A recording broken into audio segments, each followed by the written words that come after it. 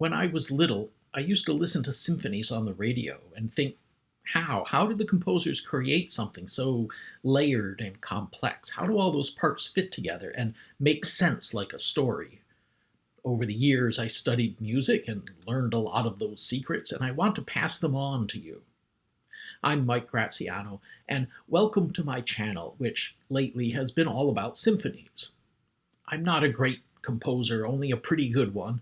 I'm no Mozart, no Beethoven, no Brahms. But in a way, that may be for the better here. When you learn about music and you start by studying great masterworks, it can be daunting, even discouraging. What I can do is show you how to put together a standard symphony in an exemplary way. And by exemplary, I mean I'll follow the rules, I'll stick to the traditions, I'll show you how it's typically done. In this video, I'll concentrate on the Romantic period, which, very roughly speaking, covers a century in Europe during the 1800s. Even before then, classical music had a category, a kind of fad, called Sturm und Drang, and you can hear it, for example, in the Mozart G minor Symphony No. 25. Turbulent emotions were already cropping up in the occasional symphony. The Romantic period was an intensification of that musical mood, along with a grandiosity, and in some cases a kind of melancholy. That Romantic expansion began with Beethoven, writing grand and emotionally intense symphonies. Some people say Beethoven's Third is the first true Romantic symphony. Others say the Ninth is. Really, Beethoven is transitional. You could argue that he's never fully romantic in spirit. Now, this is just my opinion, and many of you will disagree, but to me, the Romantic period is about melodramatic gestures, over-the-top pathos and glory, rage and disappointed love. It's the emo period of music. Not everything written in the Romantic period is melodramatic, but that mood runs through much of it. And Beethoven has too much emotional honesty and maturity, and also too much classical structure to feel truly romantic to me.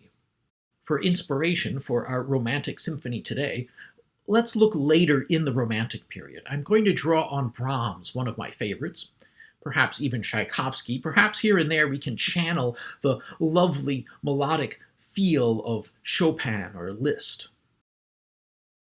The first lesson, the most important lesson in writing any symphony movement, is that the music is all about the overall narrative shape. It's not about the fancy orchestra, the big sounds that you hear moment by moment. If you have seen my previous videos, you know that I obsess over the continuity sketch, a thread of music, a series of tunes and segues that puts all the components together in the right order. It's the storyline, the plot. Sometimes I write just one line of music in the violins to capture the essence. Getting the sketch right is the difference between a good piece of music that has a trajectory and feels whole, and a bad piece of music that wanders mindlessly. 90% of the job of building a symphony is crafting that thin sketch all the way through. Have you ever heard of Schubert's Seventh Symphony? He only wrote a sketch. What you hear is someone else who filled in the details of the continuity sketch. Newbold's version is the most popular, but if 10 different people recreated that symphony, it would sound more or less the same, because the storyline is the same. Let's use a minor key so we can make our piece feel dramatic and romantic. G minor is one of my favorite keys. I'll step you through one section at a time. Let's start with an introduction, something slow and filled with romantic anguish. You don't need an intro, but many symphonies have them, and it's a way to set the mood. Bloop, skipping a bit of time, here's my sketch of an intro. I've put in a few orchestration ideas. It's a short introduction, slow, full of emotional hesitation. When the main theme starts, I want it to take off with a little more energy and agitation. So the introduction both sets the stage and also contrasts with the rest of the movement. Let's listen to that intro.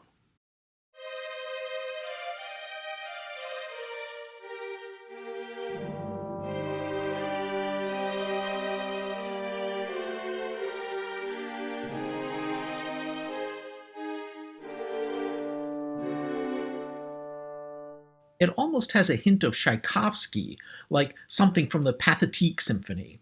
It starts on the wrong chord. In the key of G, it starts on a C minor chord and has to wander its way back to a cadence in G. Now we're ready for the first melody.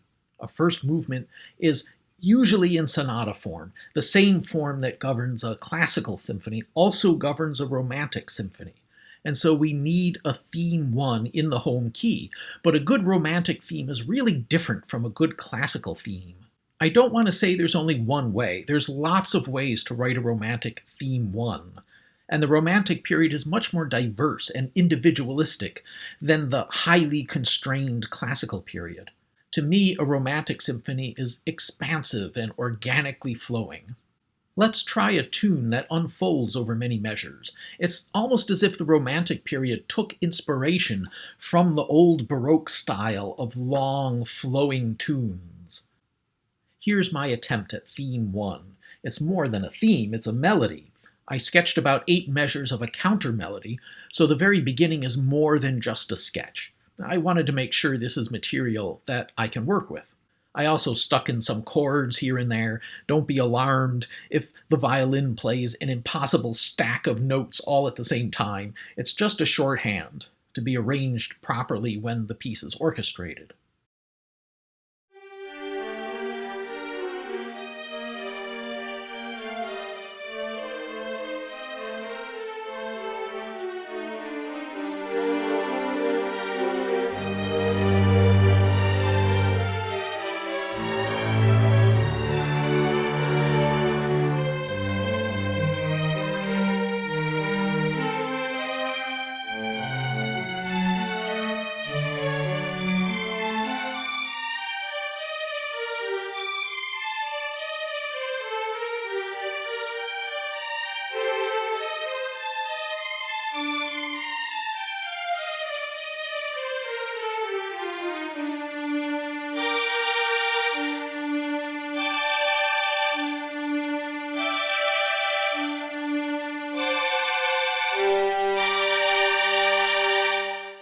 Melody 1 anchors the piece in the home key and in the home mood. Now we're ready for what's called the transition to a new key, a new mood, and a new melody. A transition is not just a brief segue between two melodies. It's an extended story that leads from one place to another. I've based the transition on the opening fragment of the first theme. That opening fragment sounds like a mighty restatement of the theme, but instead of staying still, it moves quickly through harmonic modulations and eventually settles on the new key. Let's listen to that transition.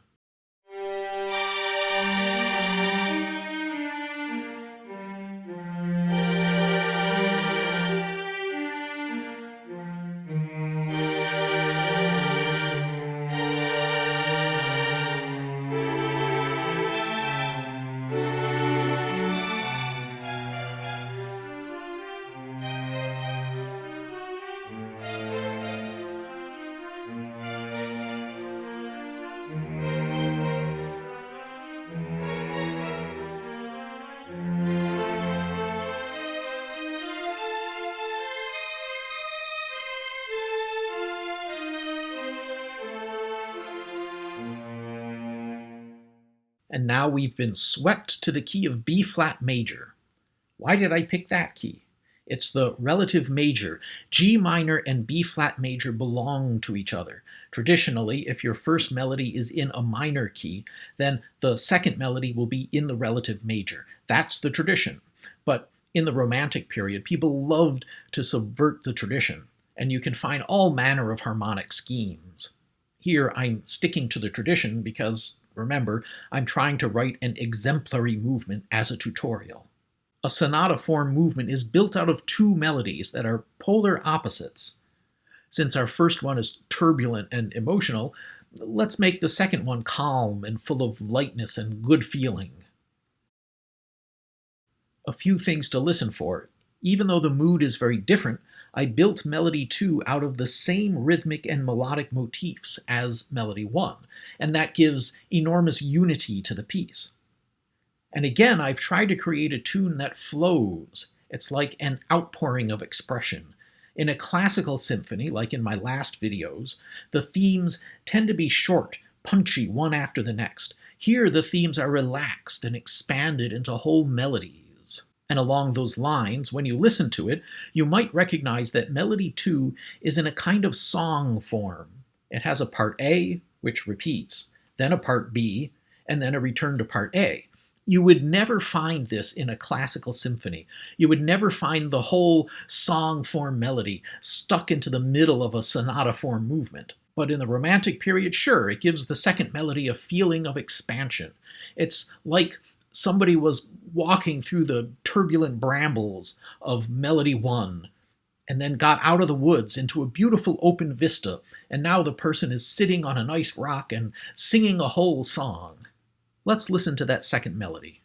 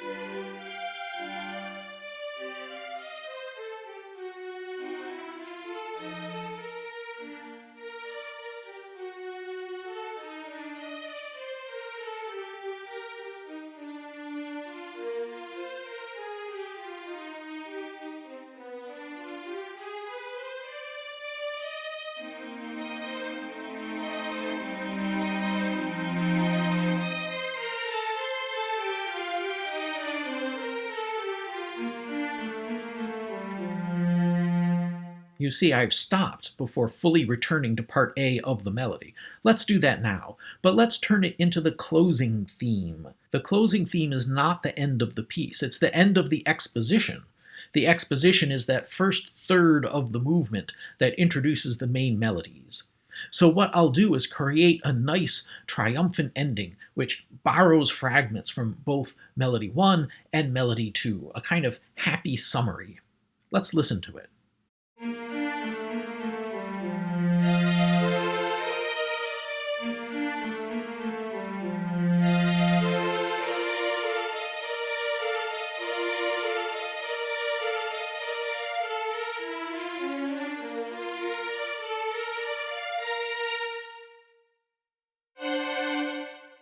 What's up with that last chord? That's a D7. It wants to flow back into G minor. Here's what's going on. In the classical period, symphony movements were usually short. The architecture to sustain a very long movement had not been worked out yet. To make the piece longer, everything was repeated. Traditionally, the exposition was repeated. You'd have a quick transition right back to the beginning. But this here is a fake out. A romantic symphony is long enough, expansive enough, that you don't need the repeat. So here I've tricked the ears a little. I've signaled the end of the exposition and set it up as if it were going right back to the start of the movement. You're ready for G minor again. But instead, you'll get something unexpected. You'll launch into a new key and right into the development section. The development section is often harder to write than the exposition. You don't have any formal rules to guide you. There's no formula of Melody 1, transition, Melody 2, closing theme. Instead, the development section is itself a long transition, a search for resolution. Development sections can be very individual. Some people like to make them episodic, a series of unrelated musical moments. Some people even like to sneak in entirely new melodies, subverting expectations. My musical brain was influenced by Beethoven, and I prefer a development section that has a single arc, a single journey. It's obsessed with fragments of Melody 1 and finally finds its way home. I like to build my development sections out of what are called sequences. Take a listen to this sequence. It takes a melody fragment, the same fragment that was just used in the closing theme. Here, that fragment is repeated in a series of different harmonies, and also shortened and morphed to keep the music moving forward.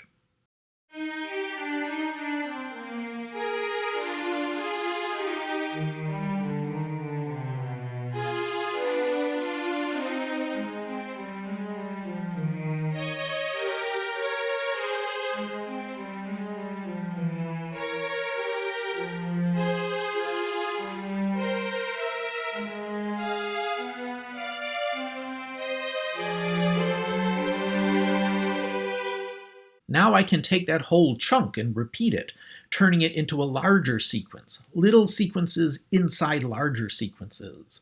We've gone from E flat major to C minor, down a third, so let's use the same musical machinery to go from C major to A minor. It's not exactly the same. Listen for little differences that I snuck in to keep the music fresh.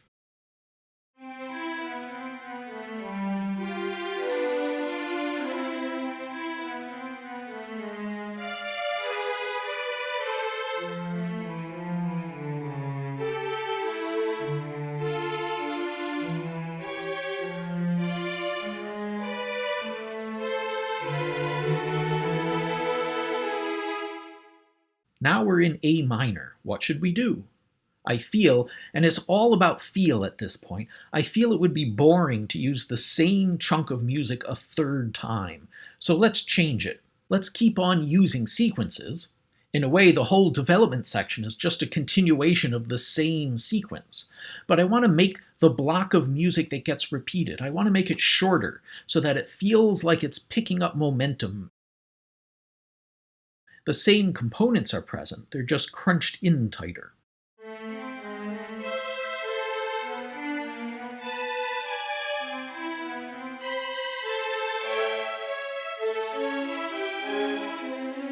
I want to point out that this harmonic progression, this modulation to a new key, is completely nuts.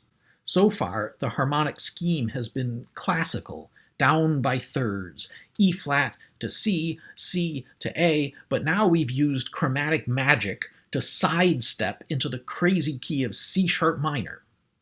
This progression is a form of what's called the German sixths, but used in a peculiar way here. Why? Because I don't want the piece to sound classical or Beethovenian. I want some of the chromatic harmony fluidity that grew up in the Romantic period. So let's listen again to that segment, and also let's continue the sequence and see where it takes us, floating on chromatic harmony.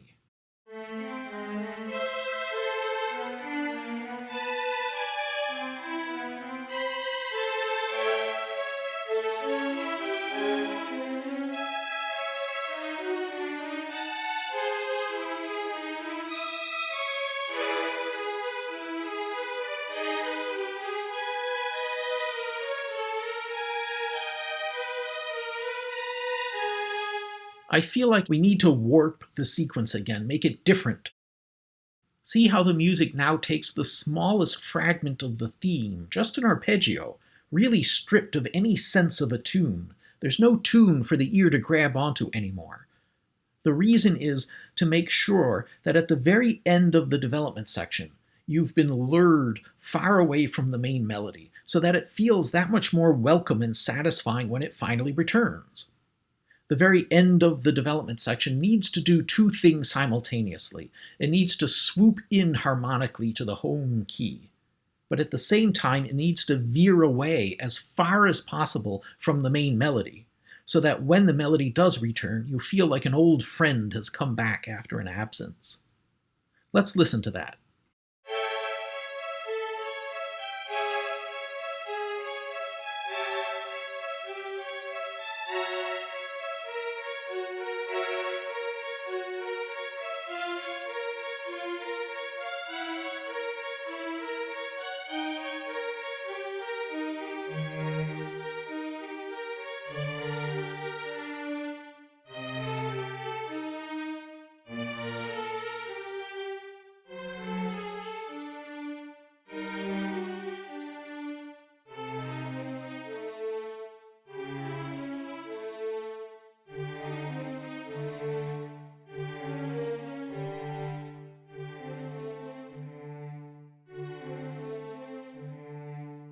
Some development sections get louder and louder until the main theme appears triumphantly. But others, like this one, create tension and suspense by crouching down and getting quieter and smaller. And now we're in G minor, poised and ready for the return of the main melody. Or are we? I think we need more suspense. Heck, this is a romantic symphony. Let's put a little interlude in here, a section of music that basically says, no, no, no, not yet. You're going to have to wait for that main tune. Let's listen.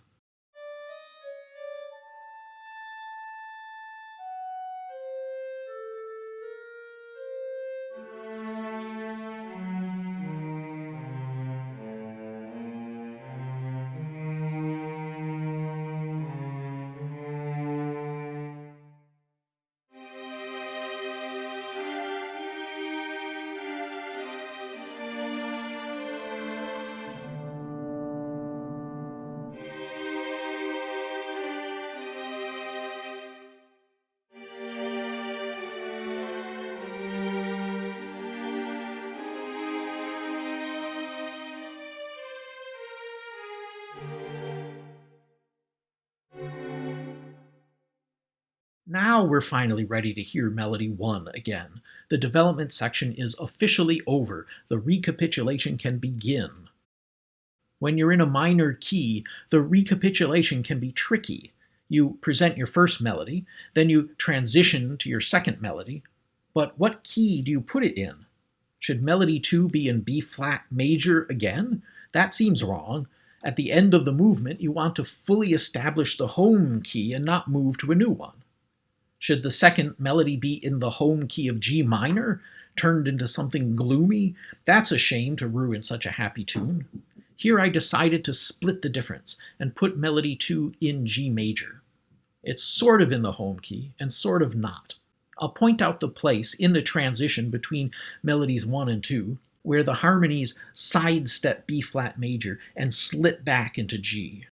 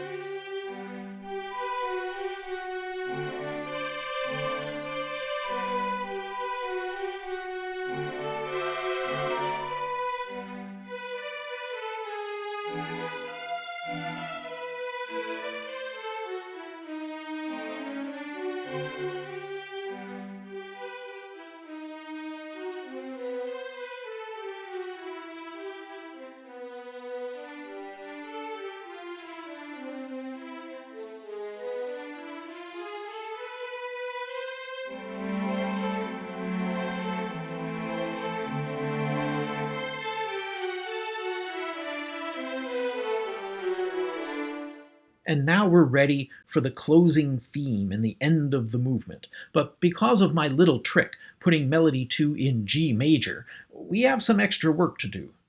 The closing material has to find its way back to G minor so we can end the movement properly.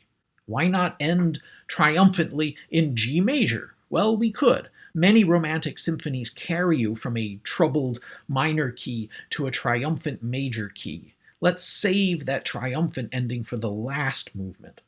Here's my solution to the problem: a coda to take us back to the minor key. The coda is almost like a little development section. It borrows ideas from other places in the movement and transitions back to the home key for a proper ending.